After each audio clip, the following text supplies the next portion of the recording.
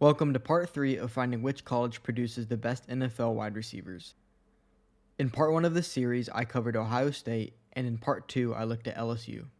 Please be sure to check out those videos if you haven't already. Since there's not much more that needs to be said, I'm going to go ahead and get into it. The following 10 Alabama receivers that I'm about to list were simply the most productive players at the NFL level and were ranked in no particular order. If I left someone out, feel free to let me know who I left out down in the comments. Starting off at number 1 is Julio Jones. He played at Alabama from 2008 to 2010 and was drafted by the Falcons in 2011. Jones was on a one-year contract with the Eagles last season and he's currently a free agent. At number 2 is Amari Cooper, who was at Alabama from 2012 to 2014.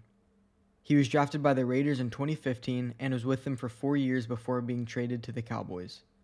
Cooper is now entering his third season with the Cleveland Browns. Number 3 is Calvin Ridley, who was with them from 2015 to 2017. He was drafted by the Falcons in 2018. Ridley just signed a massive contract with the Titans after only playing one full season with the Jaguars.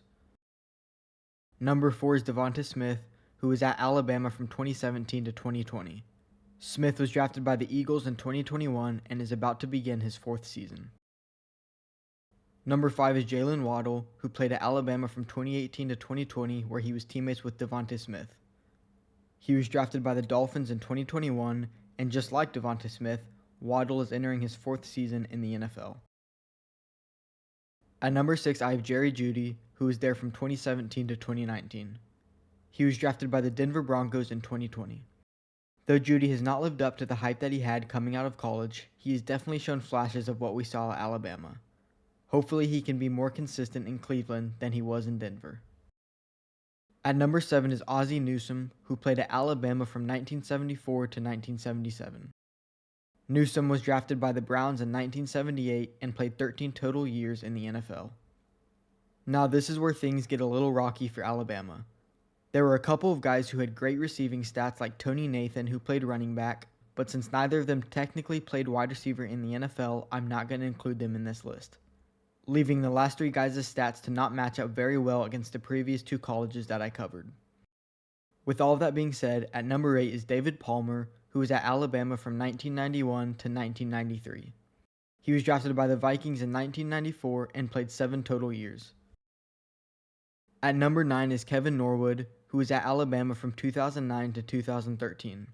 Norwood was drafted by the Seattle Seahawks in 2014 and only played 2 total years in the NFL.